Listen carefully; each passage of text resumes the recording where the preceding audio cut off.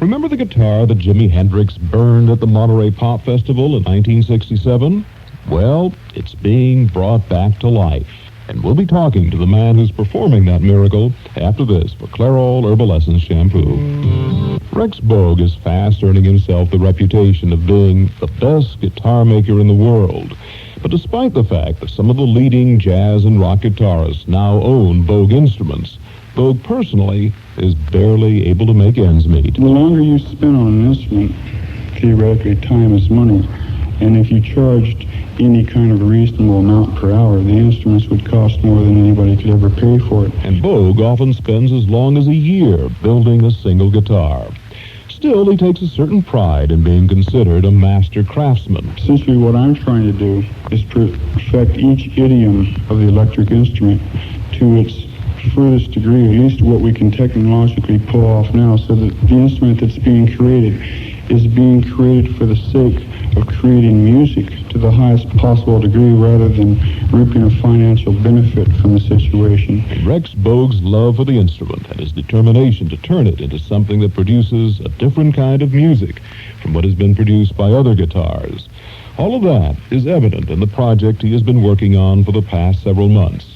A guitar for Frank Zappa. We're custom building a guitar for Frank now that's pretty outrageous, and the instrument itself is what we're doing is the remnants of the Fender Stratocaster that Jimi Hendrix burned in the Monterey Pop Festival.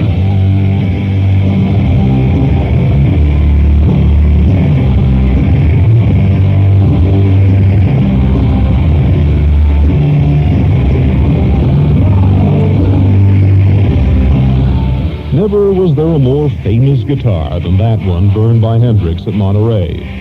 Somehow, Frank Zappa got hold of the instrument from a Hendrix roadie and kept it in his basement workroom, hung on the wall like an art object, which it undoubtedly was. Hendrix had poured lighter fluid over the guitar and then set it afire with matches. The guitar is blackened, has parts of the neck missing, and is covered with bubbly areas of varnish.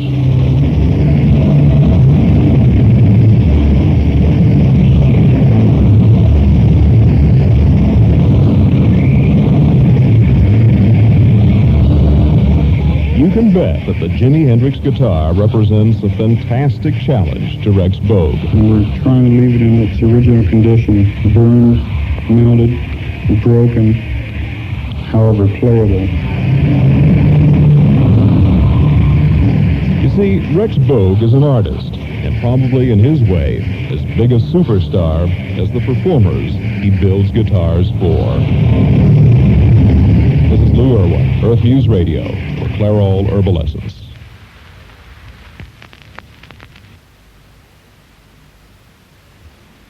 He traveled on musical energy. 4 years after his death, some of that energy and music has been rediscovered, as Joel Siegel found out today in Manhattan.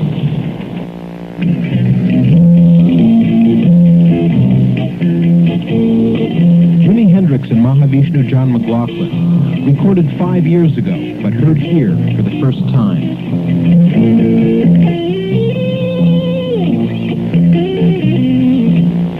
When Jimi Hendrix died, he left 500 hours worth of tapes. They were discovered 3 months ago, and his record company estimates their worth at $50 million.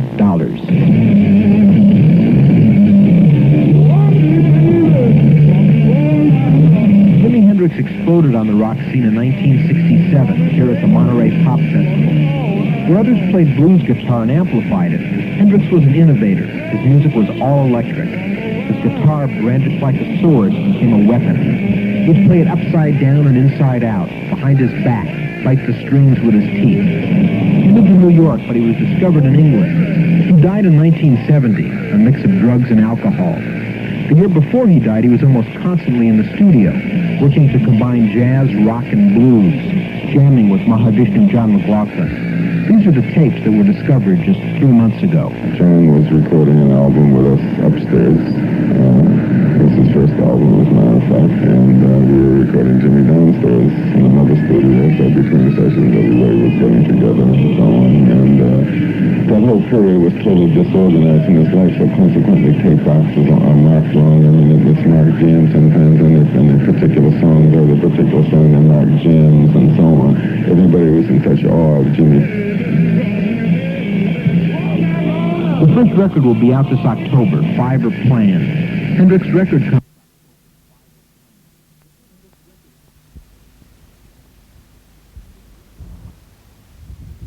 Well, Jimi Hendrix, I just want to ask you, when you do all these things, you play the guitar with your